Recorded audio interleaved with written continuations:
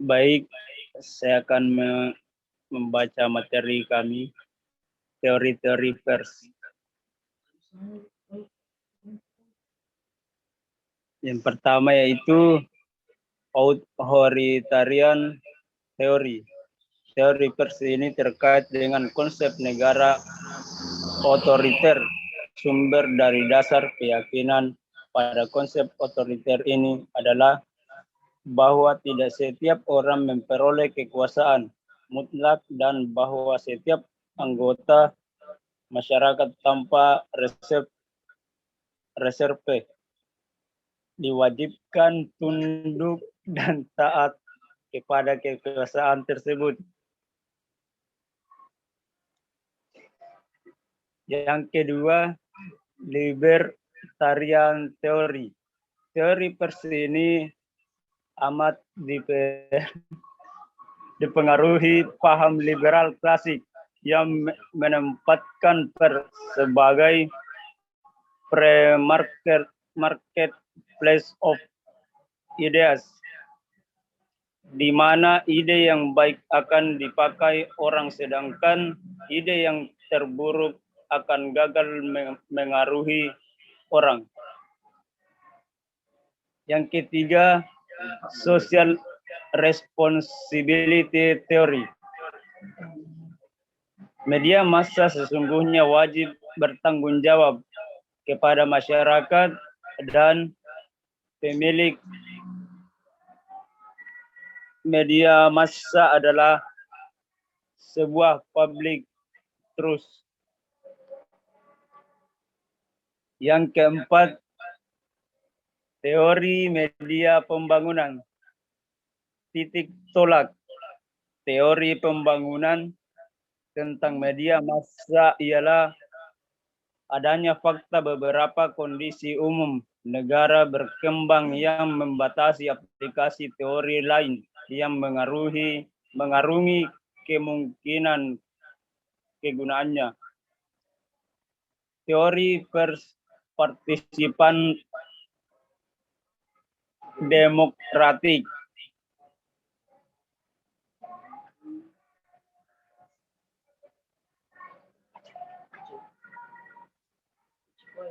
M.C. Quayle dalam bukunya Communication Theory mengatakan bahwa teori ini lahir dalam masyarakat liberal yang sudah maju. Ia lahir sebagai reaksi atas komersialisasi dan monopolisasi media yang memiliki swasta dan sebagai reaksi atas sentralisme dan birokratisasi institusi siaran publik yang timbul dari tuntutan norma tanggung jawab sosial.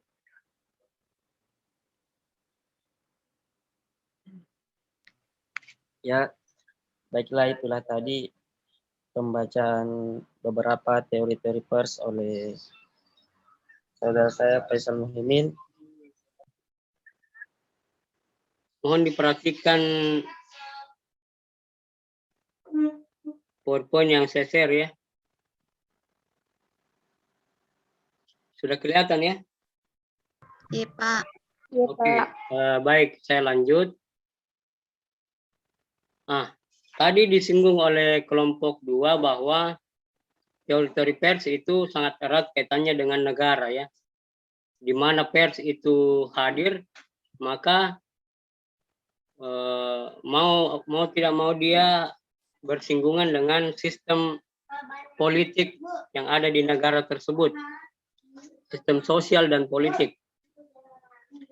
Di sini saya ingin menegaskan bahwa berbicara masalah teori pers itu juga akan membahas dengan sendirinya falsafah pers.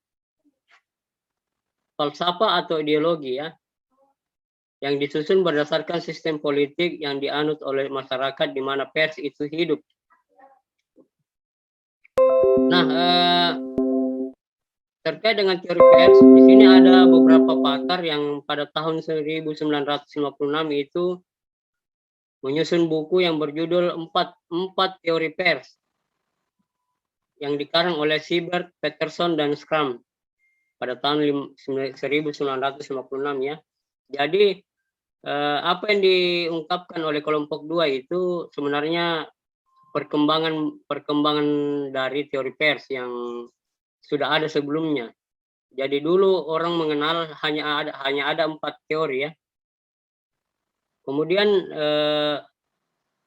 pakar yang lain juga mengembangkan teori itu, yaitu Rivers dan Schramm dan Christian pada tahun 1980. Menambahkan teori yang berjudul responsibilitas dalam media massa. Baik, saya lanjut saja. Nah, ini asumsi dasar dari teori pers ya, 4 teori pers, bahwa pers itu selalu mengambil bentuk dan warna struktur sosial dan politik di mana pers beroperasi.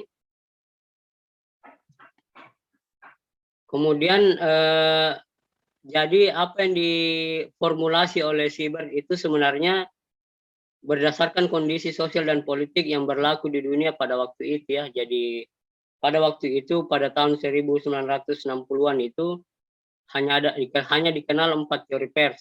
Tetapi seiring perkembangan zaman muncullah teori-teori pers yang terbaru seperti yang dijelaskan oleh kelompok 2 ya. Nah, ini dia 4 teori yang saya maksud. Ada authoritarian teori, ada libertarian, ada social responsibility, dan yang keempat adalah Soviet Communist teori. Nah, masing-masing teori pers ini mempunyai ciri khas ya. Contoh misalnya authoritarian teori. Jadi teori pers yang paling tua ini adalah teori pers otoriter. Ini sesuai dengan kondisi negara. Misalnya negara yang bersangkutan itu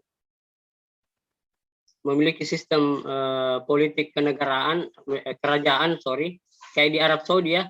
Arab Saudi kan dia menggunakan sistem kerajaan ya, jadi mau tidak mau pers itu harus tunduk dengan kekuasaan negara. Tidak boleh pers tidak boleh mengontrol negara ya, tapi sebaliknya negara lah yang mengendalikan yang namanya pers. Seperti juga di Korea ya, Korea Utara, pers itu tidak bebas. Justru malah negara yang mengontrol, pemerintah yang mengontrol pers. Tidak bebas mengeluarkan berita, tidak bebas mengkritik pemerintah ya. Nah, itu kalau Korea Utara. Dan beberapa negara yang menggunakan sistem otoriter, sistem sosial politik yang otoriter. Berbeda dengan di Amerika yang libertarian, di mana persnya bebas memberitakan, mengkritik pemerintah ya, sebebas-bebasnya menginformasikan apa saja yang dikehendaki oleh media tersebut tanpa intervensi oleh pemerintah. Itu kalau libertarian ya, teori pers yang bebas. Nah, kemudian ada juga teori pers yang bertanggung jawab sosial. Nah, ini contoh misalnya yang berlaku di Indonesia ya. Jadi kehadiran pers itu harus bertanggung jawab sosial, memiliki tanggung jawab sosial. Maksudnya sekiranya ada contoh kasus misalnya ada berita yang menciderai atau mencemari nama baik seseorang, maka pers yang bersangkutan bisa dituntut dan harus mempunyai tanggung jawab ya apabila dikritik oleh masyarakat yang sebagai halayak ya. Begitu juga pemerintah, jika ada pihak pemerintah yang diberitakan secara negatif, maka pemerintah boleh mengajukan keberatannya kepada media yang bersangkutan, dan media yang bersangkutan juga harus bertanggung jawab. Nah, itu sekilas gambaran dari 4 teori pers di dunia ya pada tahun 1660-an ya. Tetapi seiring perkembangan zaman ada yang namanya teori-teori baru dari pers tersebut. Di luar dari 4 yang saya sebutkan tadi, sebenarnya sudah disinggung oleh kelompok 2 tadi ya. Tinggal bagaimana kemudian nanti dijelaskan secara lebih detail, mungkin diberikan contoh oleh kelompok 2 nanti di sesi tanya jawab atau sesi diskusi di grup WhatsApp ya.